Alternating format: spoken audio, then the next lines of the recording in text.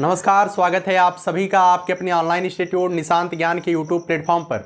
मैं नितिन उपाध्याय आप सभी साथियों का हार्दिक स्वागत और अभिनंदन करता हूं। मित्रों, आप सभी के विशेष मांग पर आज के इस वीडियो की मैं शुरुआत कर रहा हूं। मित्रों, 7 वीडियो, मात्र 7 वीडियो आपके सेमेस्टर से संबंधित मैं संस्कृत सब्जेक्ट से रिलेटेड देने वाला हूँ। निश्चित तौर पर ये 7 वीडियो मील के पत्थर साबित करने का पूरा प्रयास हमारी तरफ से रहेगा। 7 पंचामृत वीडियो के नाम से मैं ये श्रृंखला दे रहा हूं आप सभी को।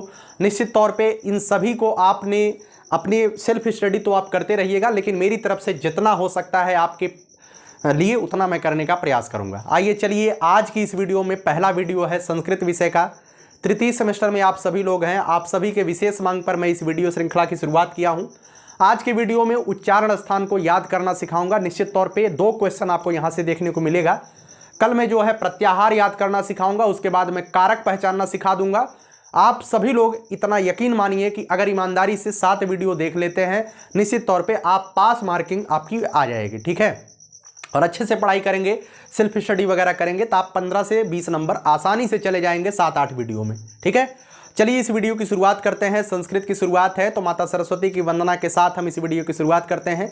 या कुंदेन्दु तुषारहार धवला, या शुभ्रवस्त्राविता, या वीणावरदंड मंडित करा, या श्वेत पद्मासना, या ब्रह्माच्युत शंकर प्रभृति देवैः सदा वंदिता, सा मां पातु सरस्वती भगवती निःशेष जाड्यापहा।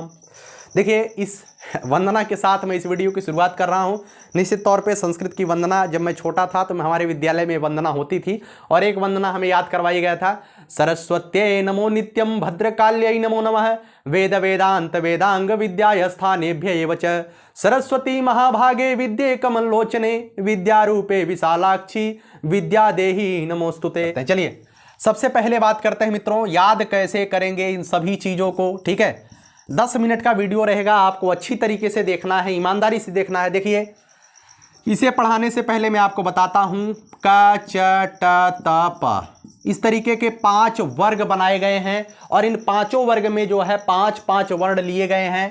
क ख ग घ ङ, च छ, च के बाद छ है, च छ ज झ ञ, ट ठ ड ढ ड़, त थ द ध न, प फ ब भ म, ठीक है।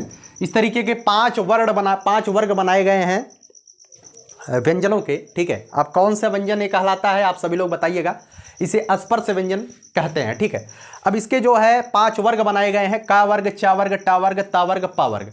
अब इसी से जो है इस सूत्रों का निर्माण किया गया है, और इन सूत्रों से क्वेश्चन आपसे पूछे जाते हैं। जैसे आपसे पूछ लिया जाए, बताइए ख का उच्चारण स्थान क्या है, तो आप ख का उच्चारण स्थान बोलिए। ख ख ख बोल करके देखेंगे तो आपके गले से आवाज़ आ रही है, और जब गले से आवाज़ आ रही है अर्थात इसका उच्चारण स्थान क्या है, कंठ है। लेकिन हम इन सूत्रों के माध्यम से याद करने का प्रयास करेंगे कि ख का उच्चारण स्थान कंठ होता है, तो हम इसे कैसे रट पाएं, ठीक है। चलिए, सबसे पहला यहां पर सूत्र लिखा गया है, अकुह विसर्जनीया नाम कंठ। क्या है? अकुह विसर्जनीया नाम कंठ। यहां पर जो लिखा गया है इसे तोड़ लीजिए। आ का मतलब आ, अकुह मतलब आ का मतलब आ, का मतलब का वर्ग, ठीक है, का मतलब का वर्ग।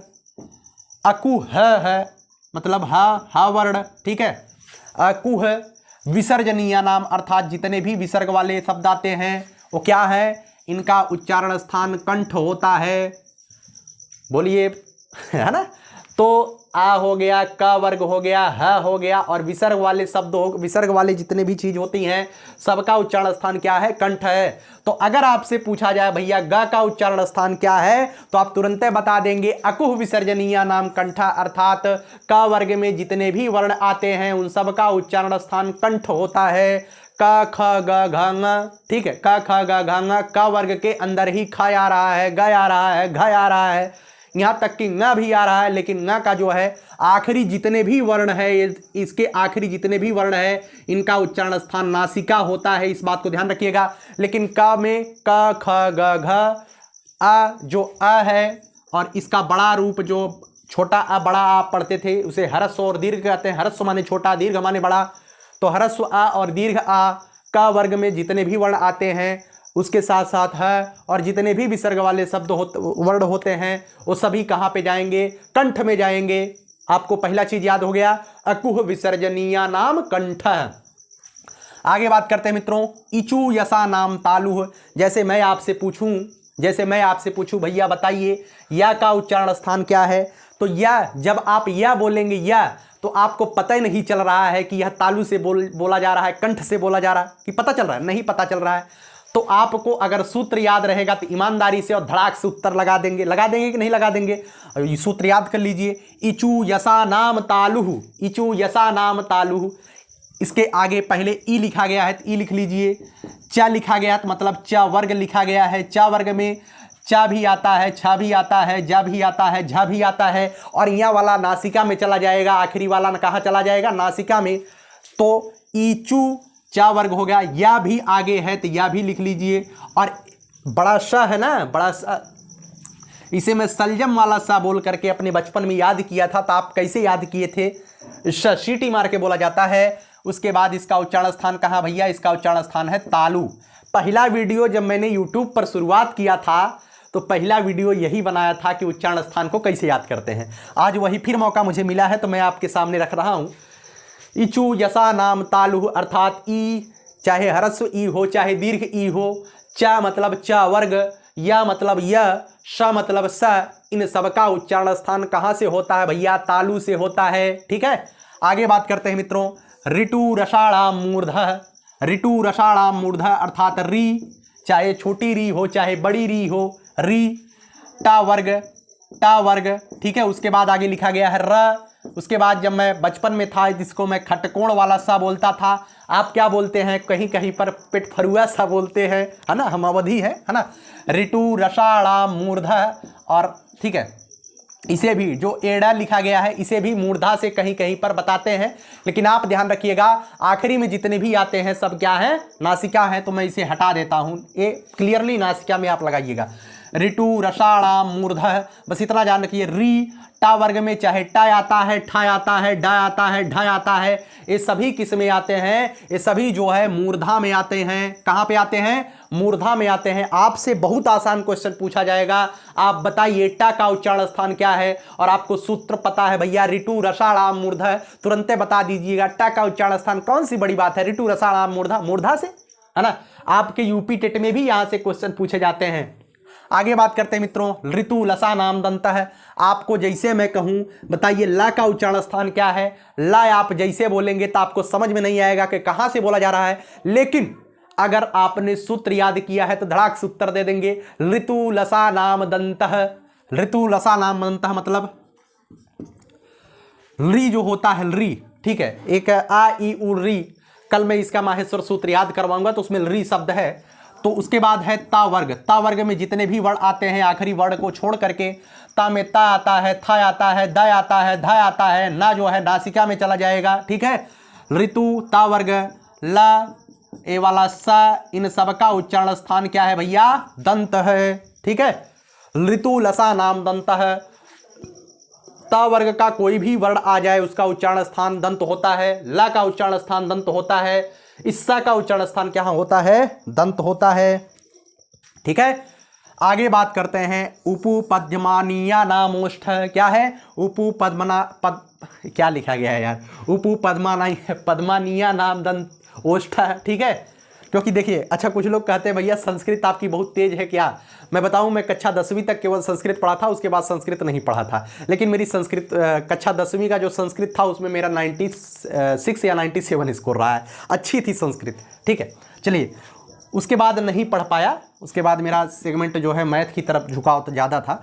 तो ऊ चाहे छोटा ऊ हो चाहे बड़ा ऊ हो, उसके बाद पा वर्ग। ठीक है, ऊ और पा वर्ग के जितने भी वर्ण है ये सभी कहाँ से बोले जाते हैं, ओष्ठ से बोले जाते हैं। ठीक है, आपसे मैं कहूँ कि छोटा ऊ या बड़ा ऊ सब ओष्ठ से, और पा वर्ग के जितने भी वर्ण है कहाँ से बोले जाते हैं, ये जो है ओष्ठ से बोले जाते हैं। कोई दिक्कत आपको नहीं है। उपु पद्मनानीया नाम, उपु पद्मानीया नाम ओष्ठ है। बोलिए एक दो बार हमारी साथ बोलिए, बोलने का प्रयास करिए, याद हो जाएगा। ए दैतो कंठ तालु, ए दैतो कंठ तालु, ए दैतो कंठ तालु, अर्थात ए और ए का उच्चारण स्थान भैया कंठ तालु होता है। क्या होता है? कंठ तालु होता है। अब जैसे आप भूल गए ए दैतो कंठ तालु, आप भूल गए इसका सूत्रवा, तो क्या करिएगा, ए का निर्माण कैसे होता है? ए का निर्माण होता है भैया छोटा आ और ई के मेल से। इससे होता है कि नहीं होता है? बताइए, इससे निर्माण होता है कि नहीं होता है? आप लोग बताइए कमेंट बॉक्स में। ए का उच्चारण स्थान आ और ई से होता है कि नहीं होता है? लेकिन अगर मैं बताऊं 1 मिनट के लिए, आप मान लीजिए आ और ई के मेल से अगर ए का उच्चारण होता है, निर्माण होता है, तो आ का उच्चारण स्थान कंठ है और ई का उच्चारण स्थान तालु है, तो ए का उच्चारण स्थान कंठ तालु हो जाएगा। हो जाएगा कि नहीं हो जाएगा? आप कहेंगे भैया बिल्कुल हो जाएगा, तो निश्चित तौर पे आप सही हैं। ओ दयतो कंठोष्ठम, क्या है? ओ दयतो कंठोष्ठम। ओ और औ का उच्चारण स्थान क्या होता है? कंठोष्ठ होता है। क्या होता है? कंठोष्ठ होता है। कंठ और ओष्ठ की सहायता से ओ और औ का उच्चारण स्थान करते हैं। आप बोलिए ओ, तो आपका ओठ भी इधर उधर हो रहा है और आपके कंठ से भी आवाज आ रही है। ओ दयतो कंठोष्ठम। आखिरी में लिखा गया है, आखिरी में नहीं, एक और है वहां पे वकार से दंतोष्ठम, तो या मांगणा ना नाम नासिका, अर्थात जो अंतिम वाले वर्ड होते हैं या मा न ण ना नाम नासिका, न्या मांग ण ना नाम नासिका। कहां से? नासिका से। कोई दिक्कत आपको? नहीं दिक्कत होनी चाहिए, ठीक है। आगे बात करते हैं मित्रों, वकारस्य दंतोष्ठम। क्या है? आप फतेह कर लिए किला। वा का उच्चारण स्थान कहां से होता है? तो वा का उच्चारण स्थान भैया दंतोष्ठ से होता है। कोई दिक्कत? हमें नहीं लगता है कोई दिक्कत हुई होगी, लेकिन इसे याद करने का प्रयास करिएगा। आप 1 बार 2 बार 3 बार 4 बार याद कर लीजिएगा, क्योंकि यहां से प्रश्न आपके यूपी टेट में पूछा जाएगा और आपके सेमेस्टर का पहला यह अमृत वीडियो है संस्कृत का। तो निश्चित तौर पे अगर मैं अमृत श्रृंखला चला रहा हूं तो अमृत की एक एक बूंद आपके लिए इंपॉर्टेंट है। ज्यादा से ज्यादा वीडियो को शेयर करिएगा और जितना हो सके दबा करके लाइक करिएगा। मेरे 7 वीडियो आपके इसी जो जितना भी फीडबैक आपका होगा उसी पर निर्भर करेगा। अगर आपका फीडबैक अच्छा आया तो मैं 7-8 वीडियो संस्कृत को दूंगा और ये दावा करता हूं निश्चित तौर पे आपको पास कराऊंगा। केवल यही वीडियो देख करके चले जाइएगा, आप 100% पास होकर के आएंगे, मेरी गारंटी है। यहां से 2 नंबर क्लियर आज हो गया। क्या है? अकुह विसर्जनीया नाम कंठ, इचु यसा नाम तालु, ऋतु रसाणाम मूर्धा, ऋतु लसा नाम दंतः, उपु पद्मनानीया नाम ओष्ठ, ए दैतो कंठ तालु, ओ दैतो कंठोष्ठम, न्या मांगणा ना नासिकः, और आखिरी में है वकारस्य दंतोष्ठम। कोई दिक्कत? निश्चित तौर पे मुझे लगता है कि कोई दिक्कत आपको नहीं हुई होगी। अगर आप लोग जो है स्पर्श व्यंजन, ऊष्म व्यंजन, अंतस्थ व्यंजन ये सब भी पढ़ना चाहते हैं तो मेरे पुराने वीडियोज हिंदी के पढ़े हुए हैं, आप वहां से पढ़िएगा। लेकिन मैं ये मानता हूं कि आप सभी लोग इतना तो जरूर जानते होंगे कि स्पर्श व्यंजन क्या होता है, अंतस्थ व्यंजन क्या होता है, ऊष्म व्यंजन क्या होता है, इन सभी से आप परिचित होंगे। और अगर नहीं परिचित हैं तो आप सभी को मैं एक बात बताना चाहता हूं कि आप सभी ज़्यादा से ज़्यादा यूट्यूब के वीडियो के चक्कर में ना पड़ें। आप जो है अपनी सेल्फ स्टडी पर फोकस करें। आपके बुकों में ये सभी चीज़ें दी गई हैं। मुझे जो लगेगा कि यहाँ से क्वेश्चन बन सकता है, ये आपको याद करवाना जरूरी है, उस पर मैं वीडियो आपको दूंगा। पूरा वीडियो ये मत समझिएगा कि मैं एक एक टॉपिक पर आपको वीडियो देने वाला हूँ, ठीक है। इसके बाद जो है जो आप कहेंगे वो आपके लिए आएगा, ठीक है। आखिरी लाइन बोल करके वीडियो को समाप्त करूंगा। यही जज्बा रहा तो मुश्किलों का हल भी निकलेगा, जमी बंजर हुई तो क्या वहीं से जल भी निकलेगा। न हो मायूस न घबराई अंधेरे से मेरे साथी, इन्हीं रातों के दामन से सुनहरा कल भी निकलेगा। निश्चित तौर पे आज हम और आप मिलकर के संघर्षों की रातों को काट रहे हैं, लेकिन आने वाला समय एक न एक दिन सफलता का सूर्योदय जरूर होगा और हम और आप मिलकर के सफलता के परचम पर होंगे, जहां से जो आपको कहते हैं कि आपका लड़का या आप जीवन में कुछ नहीं कर पाएंगे, उनकी बोलती बंद हो जाएगी और आपको जीतना उनके लिए ही है जो आपके हारने का इंतजार कर रहे हैं। बहुत बहुत धन्यवाद। जय हिंद, जय भारत।